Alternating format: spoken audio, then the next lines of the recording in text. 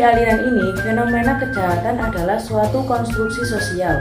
Tugas kriminologi kritis adalah menganalisis proses bagaimana stigma terhadap penjahat diterapkan pada tindakan dan orang-orang tertentu, yang mana hal ini bisa didapatkan melalui beberapa pendekatan seperti yang pertama, pendekatan interaksionis.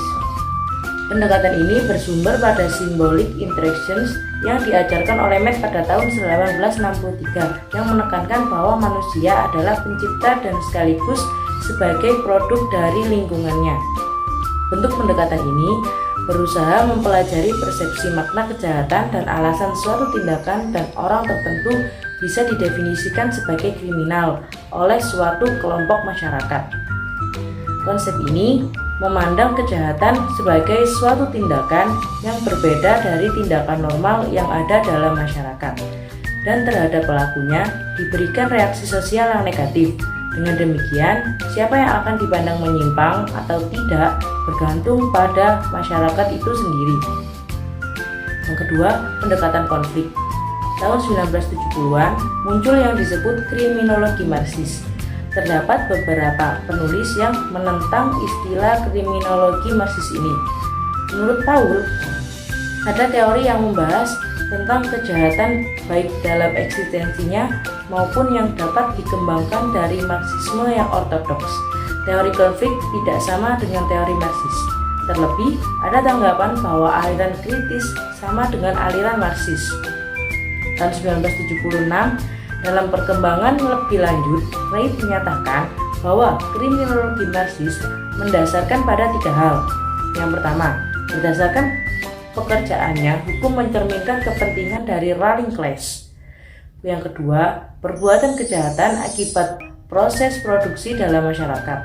Yang ketiga, hukum pidana dibuat untuk mencapai kepentingan ekonomi ruling class.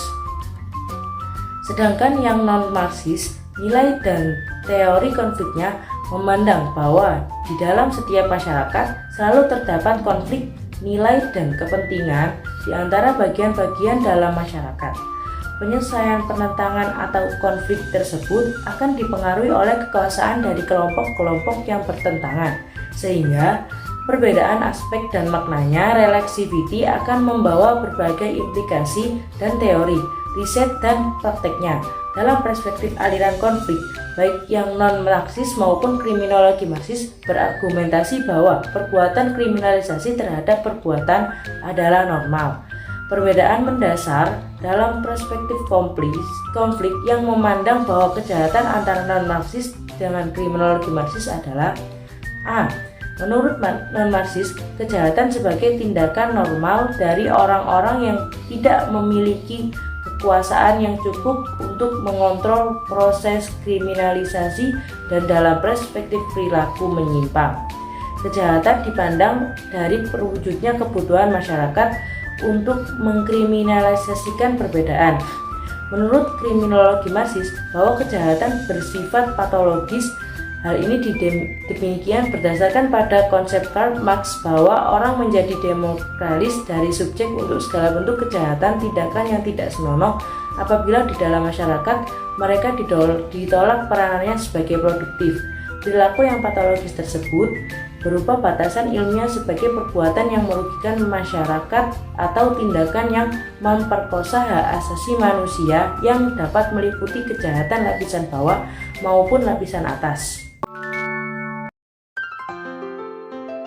Selanjutnya ada aliran pembelaan masyarakat atau biasa disebut dengan social defense. Aliran social defense ini berkembang pada abad ke-20 dipelopori oleh Judge March Ansel. Munculnya aliran ini karena menganggap aliran positivisme itu terlalu statis dan kaku dalam menganalisis kejahatan yang terjadi di dalam masyarakat, sehingga ada revolusi di kalangan penganut positivisme. Selanjutnya, di sini ada beberapa ciri-ciri dari social defense, yaitu yang pertama, tidak bersifat deterministis, dan yang kedua, menolak tipologi yang bersifat kaku tentang penjahat yang menitik beratkan pada keunikan kepribadian manusia. Yang ketiga, meyakini sepenuhnya nilai-nilai moral. Dan yang keempat, social defense menghargai sepenuhnya kewajiban-kewajiban masyarakat terhadap penjahat dan mencoba menciptakan keseimbangan antara masyarakat dan penjahat, serta menolak mempergunakan pendekatan yang bersifat security sebagai suatu alat administratif. Dan yang terakhir, sekalipun mempergunakan penemuan-penemuan ilmu, namun social defense ini menolak dikuasai oleh ilmu dan menggantikannya dengan sistem modern, yaitu politik kriminal. Selanjutnya, aliran ini juga menjelaskan bahwa telah terjadi pergeseran nilai-nilai dalam perkembangan studi kriminologi. Pergeseran nilai-nilai diawali dari studi kriminologi yang menitik beratkan pada berbagai aspek moral dan nilai-nilai kemanusiaan yang bersifat abstrak.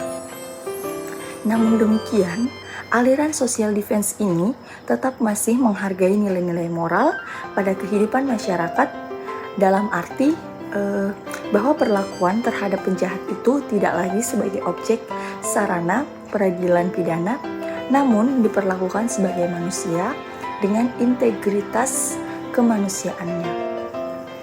Selanjutnya, masalah sentral yang menjadi pusat perhatian bukan lagi pada sebab-sebab mengapa seseorang itu melakukan kejahatan sedangkan yang lainnya tidak.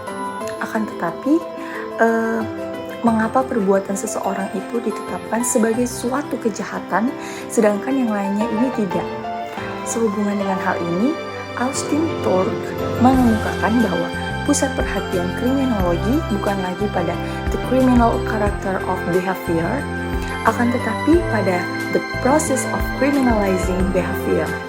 Dengan demikian, menurut Clayton A. Hartgen, ada pergeseran pusat perhatian dari si pelanggar atau si pelaku kejahatan ke sistem peradilan pidana dan pada keterkaitan antara persepsi mengenai kejahatan, penyelenggaraan hukum pidana, dan masyarakat pada umumnya.